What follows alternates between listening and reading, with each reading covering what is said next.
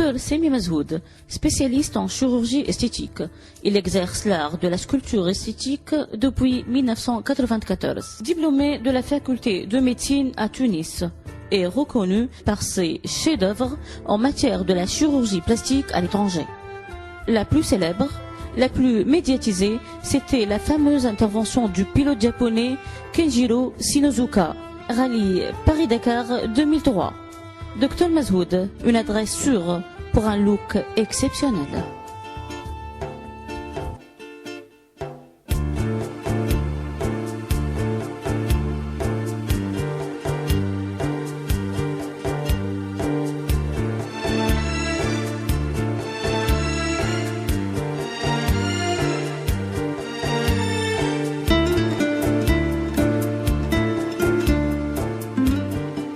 Sur les premières pages, on trouve toujours les mêmes choses, chirurgie pro et d'autres.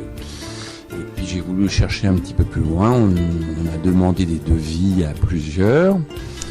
Et j'ai cherché surtout à me diriger directement par une clinique. Et c'est là que j'ai trouvé la clinique de l'Espoir. Et j'ai demandé un devis en envoyant des photos. Et ces photos de face, de profil, ont été consultées par le docteur Mazhoud, qui m'a répondu gentiment par un mail dans les 48 heures, pour me dire ce qu'il en pensait, ce qu'il pensait faire. Et ce qui correspondait totalement au même principe que l'on a en France, c'est-à-dire consultation, donc supplément de consultation, même opération, et avec exactement les mêmes soins qu'on pourrait avoir en France. À ce sujet-là, maintenant, à l'arrivée en Tunisie, et vous êtes accueillis, quelqu'un vous attend à l'avion, on vous emmène à la clinique, et la clinique n'a rien à envier des cliniques de France. Personnellement, ayant fait des séjours en clinique en France, je trouve que même la clinique de l'Espoir est supérieure à pas mal de cliniques françaises. Quant au docteur Mazhoud, il vous met en confiance. Vous sentez vraiment la chaleur humaine, il vous comprend, il vous écoute, il vous conseille, il dit bon non, faut faire ça. Ça, je vois, et il vous explique bien l'opération, la durée et la prise en charge du personnel. On n'a rien à dire, aussi bien au point de vue de la restauration qui est 100 fois mieux qu'en France, je pourrais dire. Et pour les soins infirmiers, jour et nuit, il y a toujours quelqu'un auprès de vous pour demander ce qui se passe, pour vous aider, pour alléger les douleurs que l'on peut voir, mais qui sont aussi.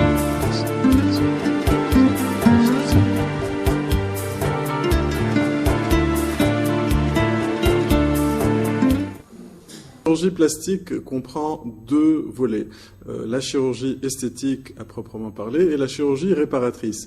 Alors la chirurgie réparatrice va consister à réparer quelque chose qui était normal et qui, soit à la suite d'un accident, à la suite d'une brûlure, à la suite d'une chirurgie ou par l'existence d'une malformation congénitale, est devenu anormal. Et donc là, on va réparer et pour lui donner un aspect normal. Tandis que la chirurgie esthétique à proprement parler, dans ce cas, on va avoir à améliorer quelque chose qui, à la base, est déjà anormal. Mais c'est pour aller dans le sens d'une amélioration, pour affiner, pour régulariser, pour symétriser, etc.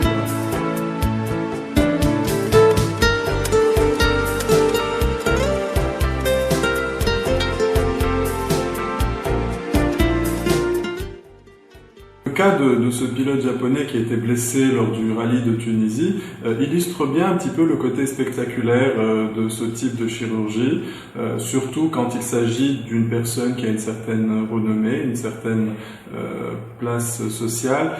C'est sûr que là, les choses prennent encore plus d'importance, connaissant l'importance de l'aspect physique dans notre société. Et donc cet accident qui a eu lieu donc, dans le Sahara, a fait que ce pilote japonais a eu des blessures importantes au niveau du visage et les organisateurs avaient quand même le choix de le faire traiter en Europe, de le transférer en Europe pour le faire traiter, mais finalement, connaissant le niveau de la médecine en Tunisie ont préféré le faire traiter localement. Et c'est ce qui a été fait avec un très bon résultat, puisqu'aujourd'hui les séquelles sont vraiment minimes vu la gravité de l'accident initial.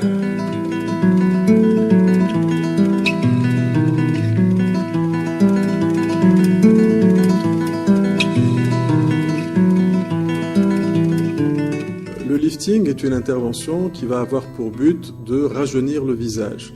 Alors ce rajeunissement va consister à effacer les signes du vieillissement qui sont l'apparition de rides et l'apparition de relâchement au niveau de la peau et des muscles du visage. Alors en fait, actuellement, on a différentes techniques de lifting qui vont permettre de s'adapter à chaque cas et de faire à peu près un peu du sur-mesure. Alors il peut s'agir d'un lifting frontal qui va avoir pour but de remonter les sourcils, de lisser le front, ou bien d'un lifting temporojugal qui va permettre de traiter les rides de la patte doigt, ou bien de remonter les pommettes, ou encore de traiter les sillons nasogéniens, ou encore il peut s'agir d'un lifting cervico-facial qui va avoir pour but de traiter les bas-joues, de reconstituer l'ovale du visage et de redessiner le cou. Alors cela va permettre de s'adapter un petit peu à tous les cas. Alors, par rapport à l'âge, en fait, il n'y a pas vraiment d'âge de lifting. Il faut qu'il y ait des signes qui nécessitent cette chirurgie et bien sûr une demande du patient ou de la patiente. Mais l'âge n'a pas vraiment une réelle importance dans la chose.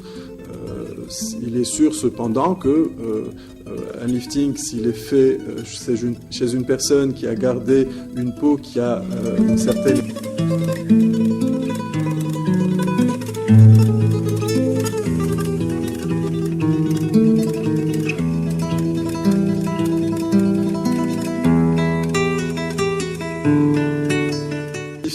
va permettre d'obtenir donc une remise en tension de la peau et des structures faciales qui aura une durée moyenne de 7 à 10 ans en fonction de la qualité de la peau et en fonction de l'hygiène de vie de la patiente ou du patient. Alors, dans certains cas, quand le relâchement est très léger, on peut avoir recours à ce qu'on appelle un mini-lifting, qui est une technique qui est un petit peu moins poussée que la technique classique de lifting et qui va permettre de répondre à des demandes où le relâchement est vraiment pas très important, où le relâchement est à un stade, disons, relativement précoce. Alors ça permet de traiter ce relâchement avec des suites plus simples que celles d'un lifting classique.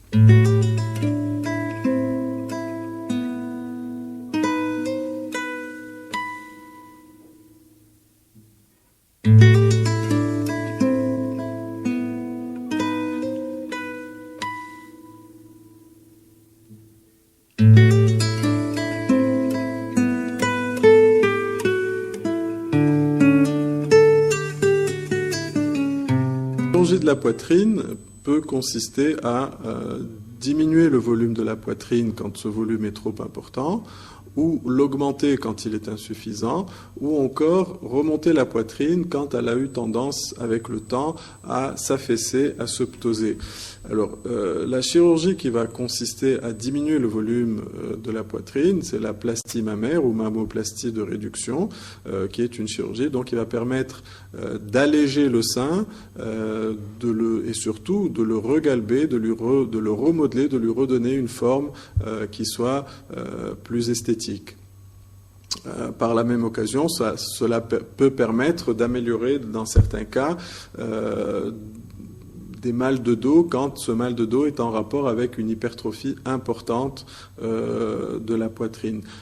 C'est une chirurgie qui donne de bons résultats, mais qui laisse quelquefois des cicatrices au niveau de la poitrine, mais qui peuvent évoluer favorablement avec le temps.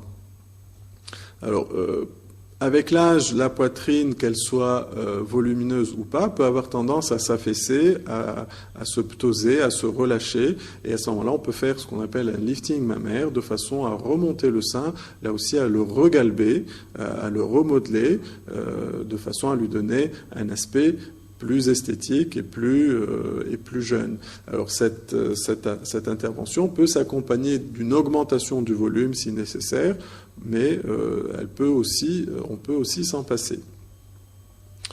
Alors, le troisième volet, c'est la chirurgie d'augmentation mammaire. Alors, la chirurgie d'augmentation mammaire va s'adresser au cas où le volume est insuffisant, et là, on va avoir recours à ce qu'on appelle des prothèses mammaires. Alors, habituellement, on utilise le plus souvent des prothèses en gel de silicone qui se présentent un petit peu comme cela. Alors en fait, il y a différentes formes de prothèses, mais les plus utilisées sont les prothèses qui sont rondes, comme celle-ci. On peut, dans certains cas, utiliser des prothèses qui ont une autre forme, qui est la forme anatomique. Là, il ne s'agit plus de prothèses qui sont rondes, mais elles sont un petit peu oblongues, avec un différentiel de volume, puisque la partie la plus volumineuse est la partie inférieure, ce qui permet d'avoir un contour qui est plus proche du contour ou du profil normal d'un sein. Alors, cette chirurgie est une chirurgie qui est assez simple et qui va permettre donc de redonner du volume et du galbe au niveau du sein. C'est une chirurgie qui a aussi ses règles. Il faut savoir que quand on met une prothèse en gel de silicone, qui donne un résultat qui est quand même plus naturel que les prothèses au sérum physiologique, mais il faut savoir que c'est une prothèse qu'il est préférable de changer tous les 10 ans. Donc, afin d'éviter les phénomènes d'usure de la prothèse qui peuvent donner lieu à des problèmes éventuellement de fuite de silicone. Mais si la prothèse est changée tous les 10 ans, il n'y a absolument aucun problème de ce côté-là.